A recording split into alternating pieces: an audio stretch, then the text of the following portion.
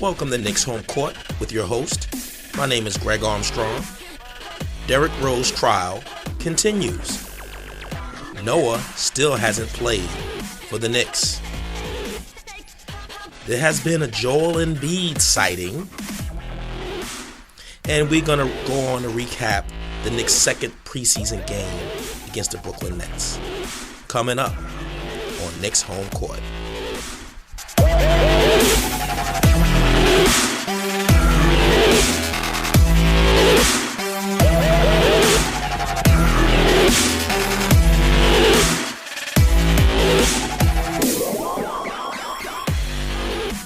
All right, Knicks Home Court, episode number 12. You can find these podcasts on YouTube under Knicks Home Court. You can also find these podcasts on iTunes under Life Culture Sports, no spaces. Or you can go to my website at lifeculturesports.com/Knicks Home Court. There you'll find all the episodes all the way from the summer when I talk about free agency and things like that. All right, I'm just going to jump right into it. The Derrick Rose trial. Civil litigation, let's just call it that. There's a lot of things working here right now, and I don't want to stay on this for long. I'm going to try to make this like 2 minutes or shorter, only because this is Knicks Home Court, and I did a whole episode on life culture sports on what is consent. Now, people are getting on. First of all, I don't know what's up with Derrick Rose lawyers. I don't know if they're coaching him up. Are they telling him what to say, what not to say? Sometimes not saying anything is good. Derrick Rose is one of those guys that speak from the heart. He's not the most articulate, but he speaks from the heart. That's just how he is. So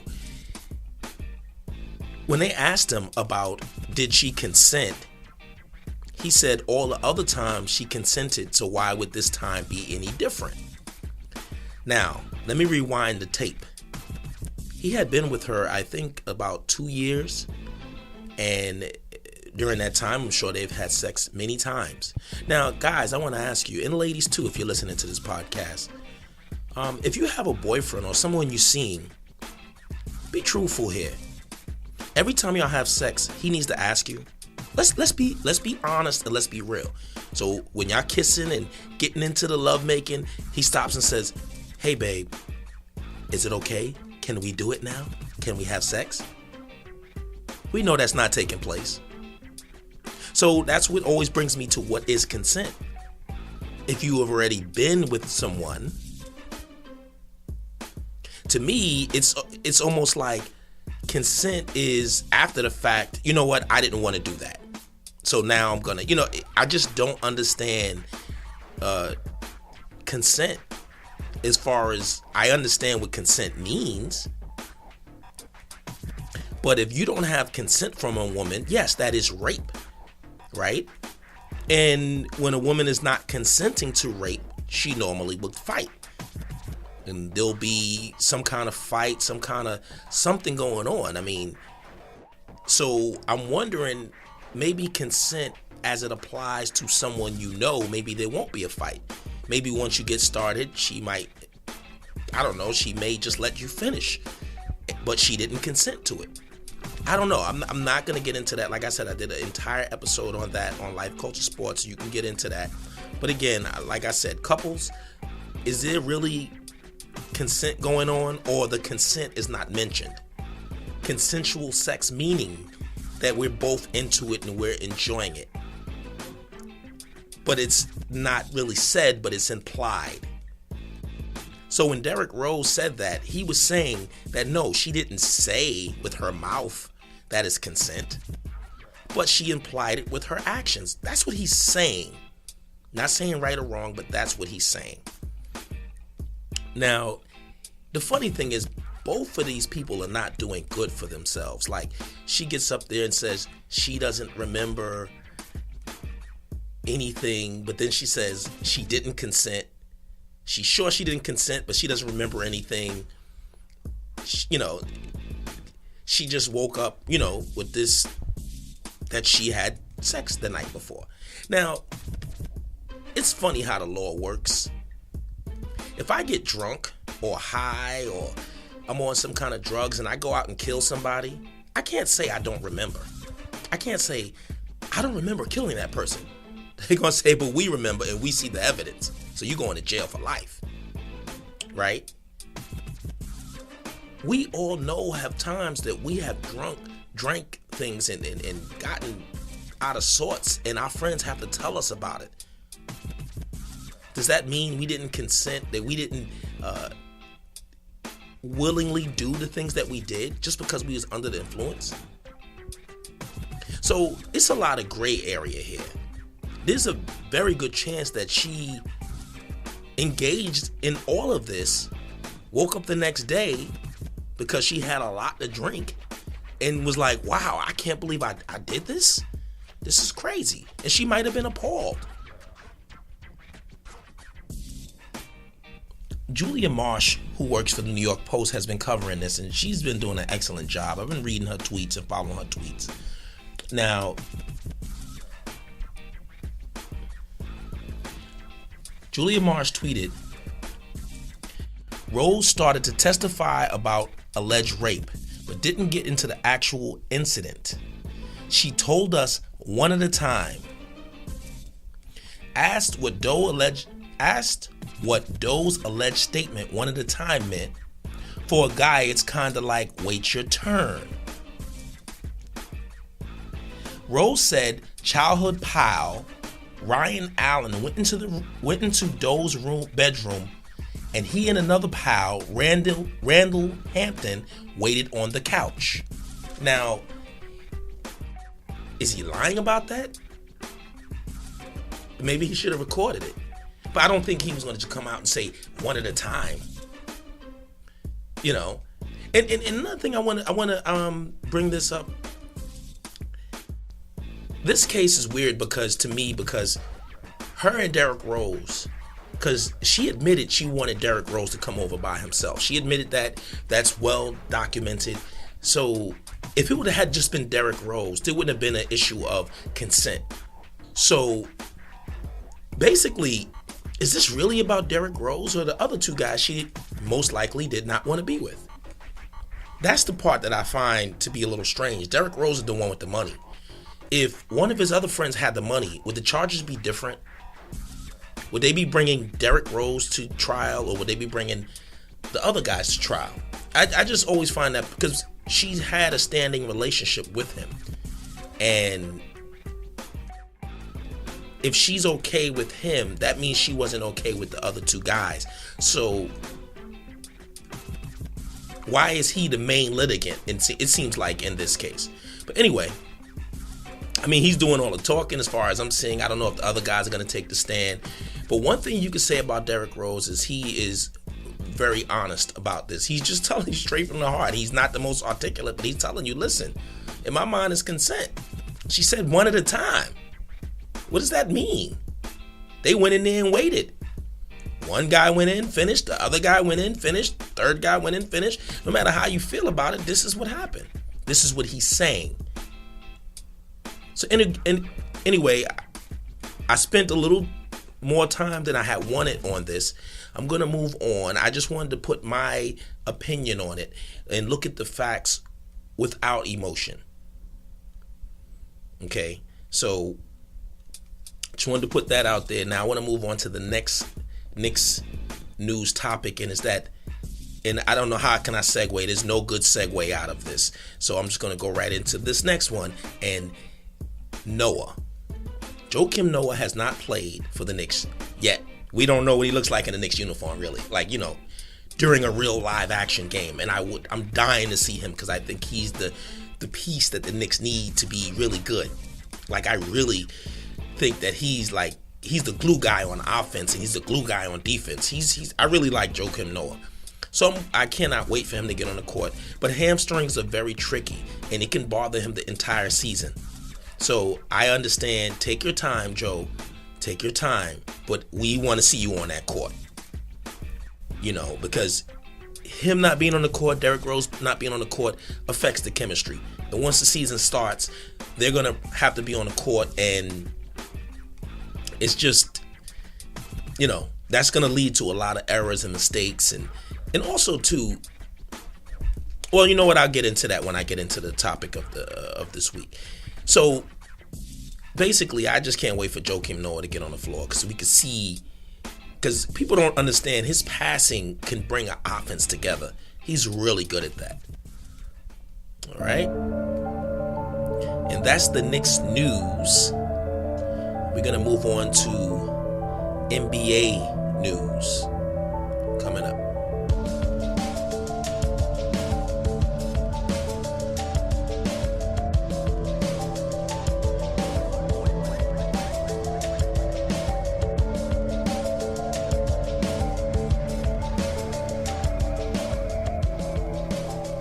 Now we're going to get into that NBA news. So I only have one thing to talk about here, and it's Joel Embiid.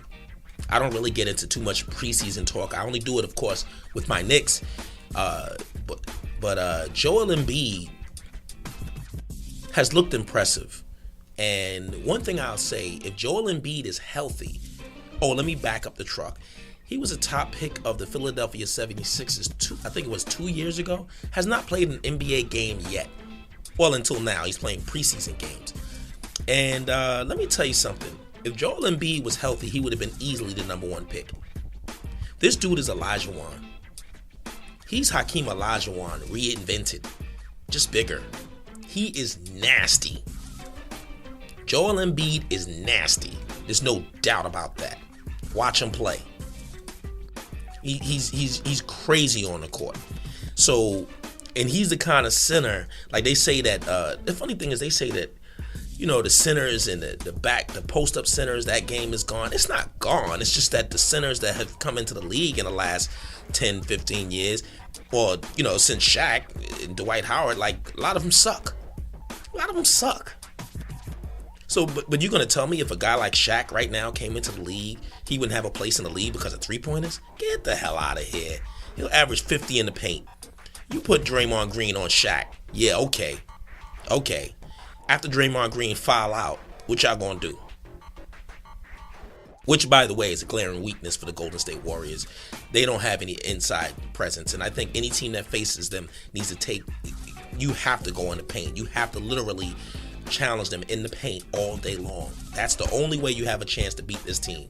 If you're going to try to challenge them to a three-point shooting contest, you're going to lose by 50. Anyway, I just wanted to say that. So now back to Joel Embiid.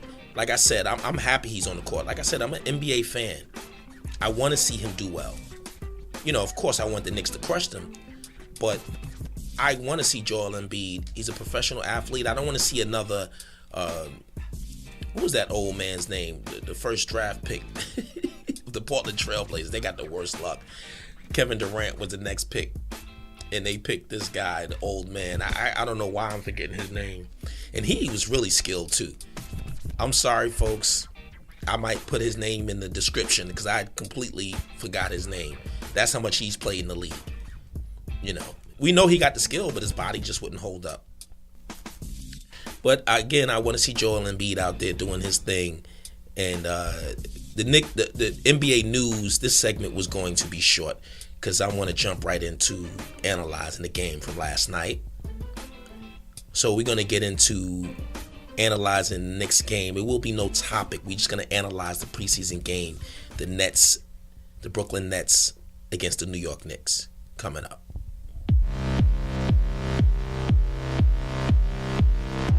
Okay, gonna get into this analyzing this game here. So the Knicks' second preseason game.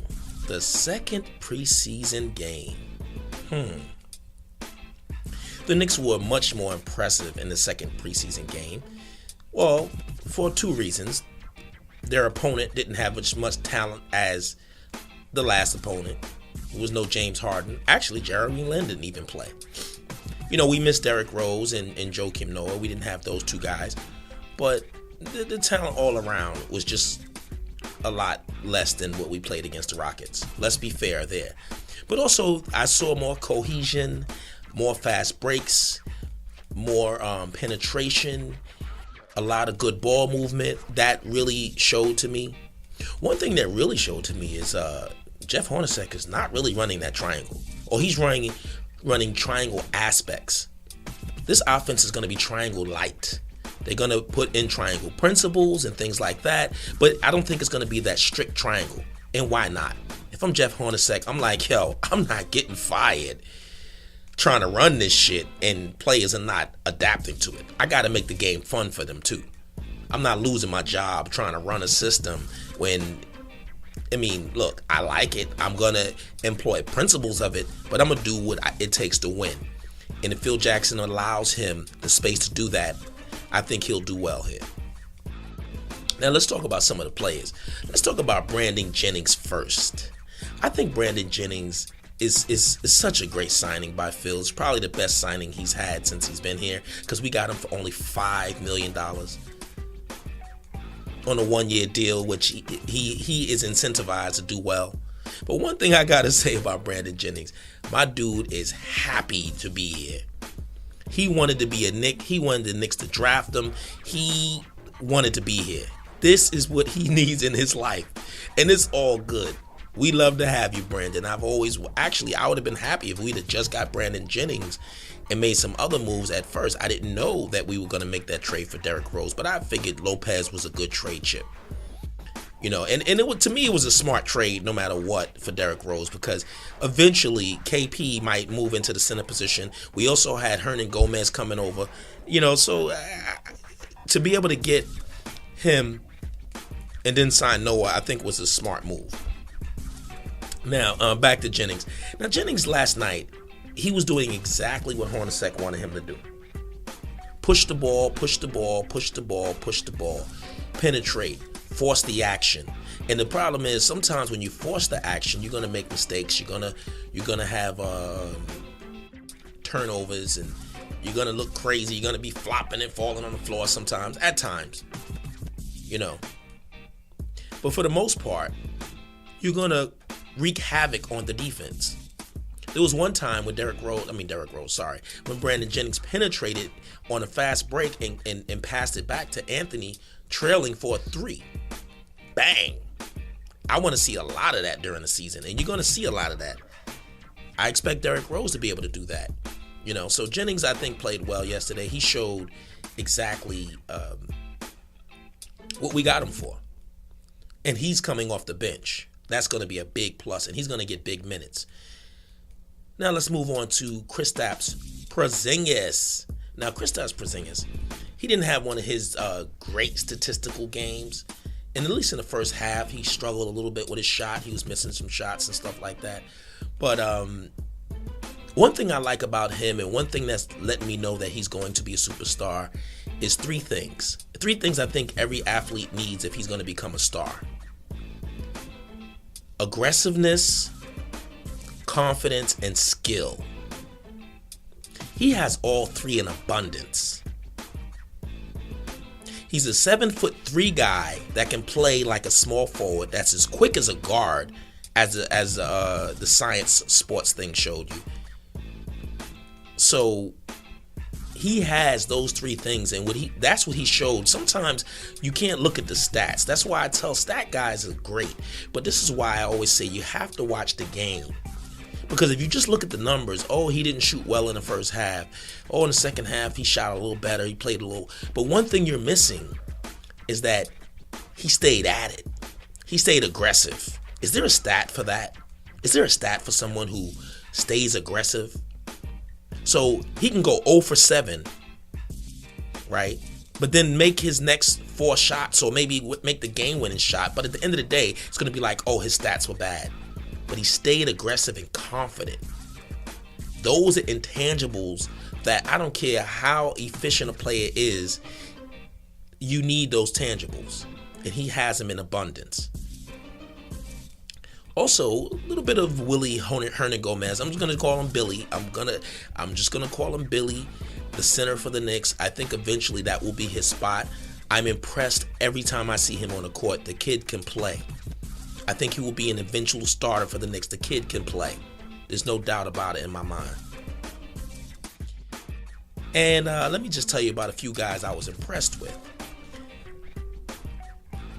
I was impressed with Ron Baker. And by the way, Baker has the best name ever. Baker. For a basketball player? Baker? Come on. That's almost like that's dope. Baker. I'm baking y'all out here. You know what I'm saying? Come on, man. That's a dope name. Baker's cooking. There's so many things you can say. If he becomes a good player, there's so many things. Man, that's a commercial waiting to happen.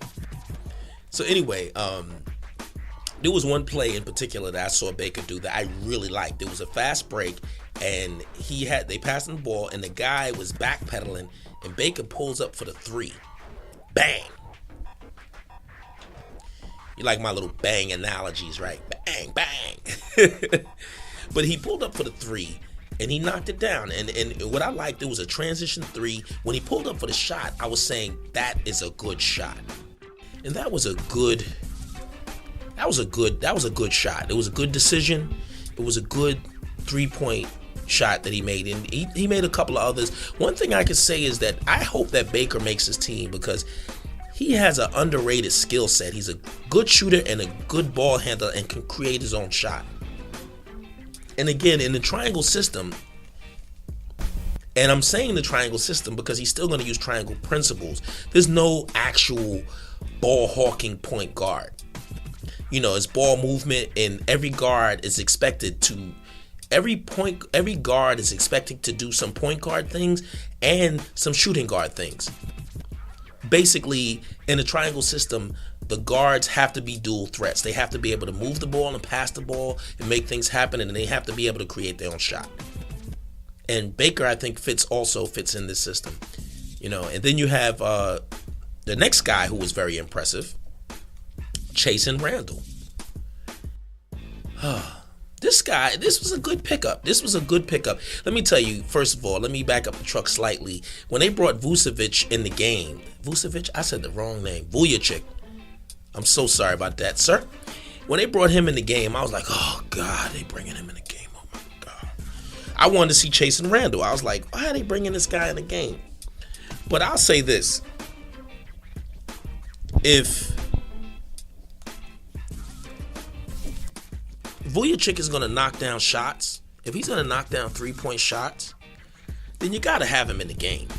You got to let him play. He can shoot. If he's going to shoot well in the game, he knows the system. He can get off a shot. He's clutch. He's not afraid. He's a winner. Let's be real. I don't want him taken away from other players, but he's a player that he's good for the team. There's no way around that. It's good for practice. He mixes it up. The one thing I'd say is his defense is complete matador. I mean, he is a doorknob. You know, but Chasing Randall, I was impressed. He's not afraid out there. He's just playing his game. Is he a traditional point guard? No, and he doesn't need to be. He's a scoring point guard. Most of the guards in the leagues are scoring point guards now. I know somewhere Stephon Marbury's like, man, if I was in the league, if I was 20 years old. But anyway, I like the way Chasing Randall played, and I would like for him. I think he's one guy that we may need to keep on the 12-man roster or 15-man roster. He needs to be with the team because anything can happen. You know, so I think he needs to be with the team. But also, don't forget, Courtney Lee can handle the ball as well. Again, remember, in the triangle system, Ron Harper played point guard. Now, I keep referencing the triangle, even though I know that Jeff Hornacek is scaling it down. The main principle still will remain in the triangle. There won't be much changes from that, where both guards will be handling the ball. Sometimes a small forward will handle the ball instead of the offense. That's still going to happen. It's just that it won't be rigid in the shape of a triangle, pass it into the post, do this. No, there's going to be some ball movement. There's going to be some stuff going on prior to the triangle and things like that, and it makes sense. I think that the Knicks defense was a little better. There also was a Mendaukis Kuz sighting. Basically, he cleared the bench. He let a lot of his players play, and there was an Amundsen sighting. And big shout to Kyle O'Quinn. I thought he played well. He made some really good passes. You know, he was faking some three-pointers. Please don't shoot threes. I know you worked on it, but you're still really not good at it, Kyle O'Quinn. But he made a couple of good plays.